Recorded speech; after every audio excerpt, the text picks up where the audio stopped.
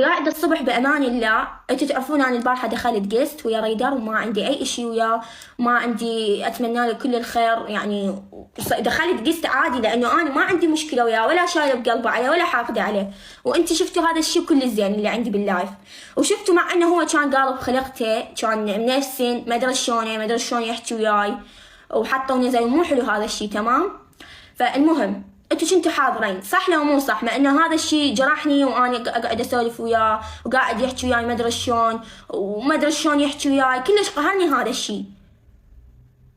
مع انه انا قاعده ادافع عليه، وبالاخير حتى صديقاتي وحتى اهلي وحتى الناس يلا قاعد يهينك، ما عندك كرامه، يلا تستاهلين تستاهلين.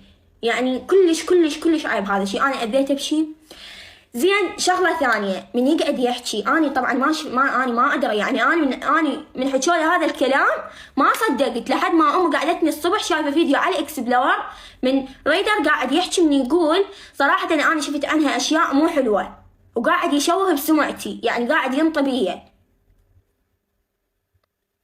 يعني انت يعني من انت قاعد تقول انا شفت عنها اشياء مو حلوه، يعني انت من حكيت هذا الكلام مو عيب تحكي هذا الشيء؟ يعني انت لو صديق انت بدال ما تقعد تشوف الفيديو.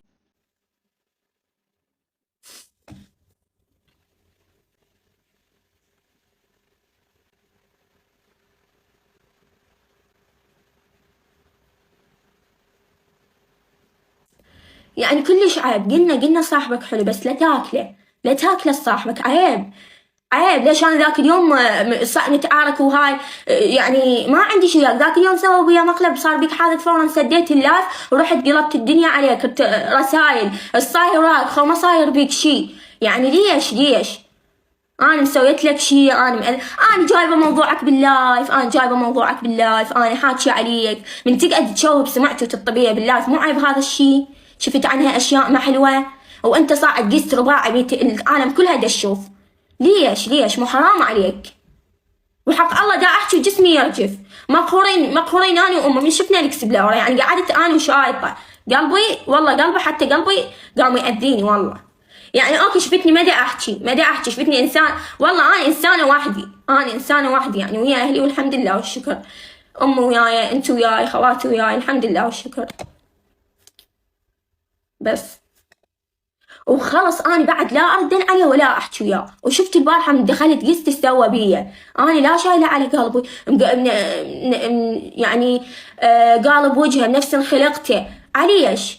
يعني انت شنو تنسى هيك فورا وبغير ناس تقعد تتوسل بغير ناس بنفس خلقتك علي شكو.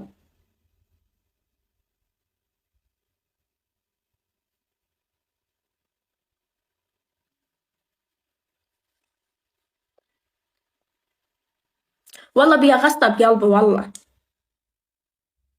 والله قول حسبي الله ونعم الوكيل عليك، لأنه قاعد تشوه بسمعتي وتنطي بيا.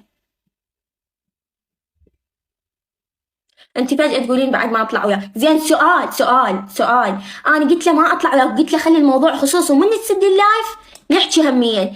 يعني انا قلت له الموضوع لا تحكي بيه باللايف، يعني انت ورا شويه قاعد حاكي باللايف شكو. انا قلت لك لا ندخل قستات على مود المشاكل اللي دا تصير، بس نسوي حل تفاهم إلنا. تمام. انت قاعد حكيت بالموضوع وانا قلت لك لا تحكي بيه بالموضوع، صح لو مو صح؟ وانا ما قلت له بعد ننهي علاقتنا وصداقتنا. يعني هو فورا حط الطاني بلوك، ثاني يوم الطاني بلوك من كل البرامج، مع انه انا وياه نسولف وضايفين بعض وكلش عادي الوضع. ثاني يوم اشوف ريدر مبلكني من كل الاماكن. يعني انت مبلكني من كل الاماكن ليش؟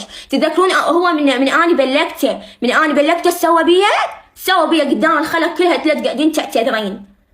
لو نسيته، مع انه هو ما اعتذر من عندي، وانا بالله في البارحه ما حكيت ولا اي شيء، وبالعكس كلش عادي وصديقه ما عنده وياه اي مشكله، صح لو مو صح؟